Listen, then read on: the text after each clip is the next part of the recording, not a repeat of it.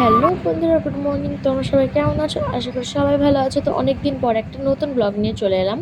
তো আজকের ব্লগটা দেখছো, সকালবেলা বাসন ধুতে ধুতে আমি কিন্তু ব্লগটা স্টার্ট করলাম। তো যেহেতু অনেক কদিন ব্লগ দেওয়া হচ্ছে না, তো ভাবলাম আজ একটু ব্লগ করে নিই। তো এই যে বাসনগুলো ধুয়ে নিচ্ছি। তো এগুলো হলো সকালের চায়ের বাসন, চাটা দুধ এগুলো খাওয়া হয়েছিল, সেই সব বাসনগুলো আর কি। আর তোমরা কি একটা জিনিস নোটিস করেছো? আমার মুখের রিয়াকশানটা দেখো। মানে কি বলো তো, এত ঘুম পাচ্ছে, বলে বোঝাতে পারবো না, এত ঘুম পাচ্ছে আমার। তো সেই জন্য মুখের রিয়াকশানটা এরকম, যে ভাবছি কতক্ষণে আমি কাজগুলোকে সারবো। আর ওদিক দিয়ে বাবু কি যেন আমাকে বলেছে, আমার সেটা মনে নেই, যেহেতু ভয়েসটা আমি পরে দিচ্ছি। কিছু বলছিল, সেটারই আর কি উত্তর দিলাম। তো সমস্ত বাসনটা আমার কিন্তু ধোয়া হয়ে গেছে। এবার আমি কলটাকে, বেসিনটাকে ভালো করে পরিষ্কার করে নেবো। তো আমার মতন কে কে আছো বলো তো, যতবার বাসন ধোবো ততবার বেসিন পরিষ্কার? আমি কিন্তু করি, যেহেতু জায়গাটা অনেকটাই ছোট, তো কড়াই মাজলে আরও নোংরা হয়ে যায়, পুরো তেলচিটে হয়ে যায়। তো যেহেতু এমনি বাসন ধুলাম, তাও পরিষ্কার করলাম, বাসন ধোয়ার পর জায়গাটা নোংরা হয়ে যায়, যেহেতু অনেকটাই ছোট জায়গাটা। আর পরিষ্কার রাখার চেষ্টা করি। আর আমার গলার অবস্থা দেখেছো, পুরো খারাপ হয়ে গেছে, কারণ আমার ঠান্ডা লেগেছে। দুদিন ধরে যা গরম পড়লো না, তো সেই জন্য রাত্রিবেলা করে স্নান করে করে এরকম আর কি অবস্থা। তো দেওয়ালগুলো আমি ধুয়ে নিলাম একটু আগে, কড়াই মাজলাম, তো সেই জন্য। তো বাসন ধোয়ার পর গ্যাস পরিষ্কার করে নিয়েছি। আর তারপরে এই দেখো, বিছানাটাকে আমি চাদরটা ঠিক করে দিচ্ছি। সকালে কিন্তু সকালের বিছানা কিন্তু আমার তোলা হয়ে গেছে, পরিষ্কারও হয়ে গেছে। তো বাবু খেলা করছিল, তো ওই জন্য আর কি চাদরটাকে ঠিক করে দিলাম, পুরো নামিয়ে ফেলেছিল। তো ওর জন্য আবার গুছিয়ে রাখছি, ও কখন নোংরা করবে সেই কারণে। তো যাই হোক, বাচ্চা থাকলে তো একটু নোংরা হবেই, একটু অগোছানো হবেই। তো তারপরে আমি এই যে ঘরটরগুলো ঝাড় দিয়ে নিচ্ছি। তো চলো, আবার পরে কথা হচ্ছে। বাসন টাসন ধোয়া হয়ে গেছে, পুরো কমপ্লিট, ঘর টর ঝাড় দিয়ে ঘর গোছানো হয়ে গেছে। তো এবার ঘরটাকে মুছবো, কিছু জামা কাপড় আছে সেগুলো ধোবো। তো চলো সেগুলো কাজ কটাকে সেরে নিই, তারপরে আবার তোমাদের সাথে পরে কথা হচ্ছে। পুরো কাজ টাজ করে স্নান টান করা হয়ে গেছে। তো এখন একটু ডিম আলুর তরকারি করছি দুপুরে খাওয়ার জন্য। আর আকাশে এত রোদ, তার উপরে এত মেঘ, চলো তোমাদের দেখায়। দেখে মনে হচ্ছে সাদা, কিন্তু না, এই দেখো, দেখেছো কেমন মেঘ করেছে? এগুলো মেঘ করেছে, এখানটা পুরো ঠিকই আছে।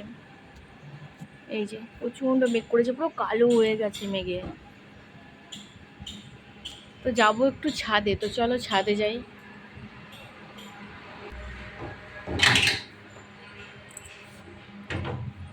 ছাদের অবস্থা এই যে, এই হলো ছাদের অবস্থা। নিচে সব কাজ চলছে বলে ছাদের এই অবস্থা। তো এই দেখো আকাশের অবস্থা দেখো, এদিকটা এত মেঘ করেছে, মানে পুরো কালো অন্ধকারের মতন হয়ে গেছে। আর এদিকে এত রৌদ্র, বাপরে বাপ। এই যে এখানে সব জামা কাপড়গুলো ধুয়েছিলাম,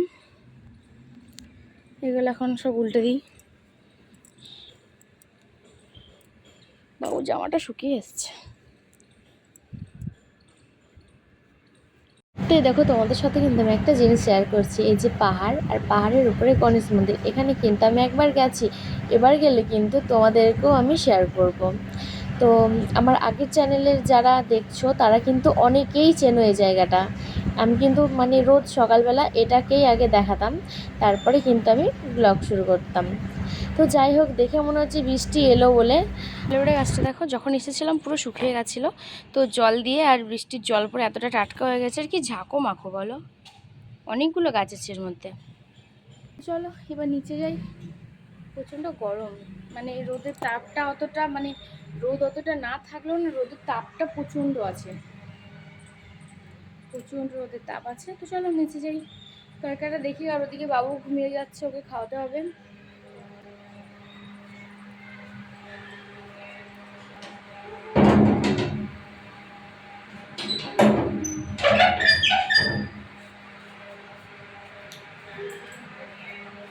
তো এই যে নিচের থেকে না, সরি, উপর থেকে চলে এসেছি। আর এই হলো দুপুরের লাঞ্চ, ডিম দিয়ে আলু চচ্চড়ি। তো ডিমটাকে না প্রথমে অমলেট করে আলু চচ্চড়ির মতন দিয়ে দিয়েছি, যেরকম আর কি ডিমের ঝোল হয়। তো এরকম কে কে খাও বলো তো, কমেন্টে কিন্তু জানিও। আমার কিন্তু প্রচণ্ড ভালো লাগে।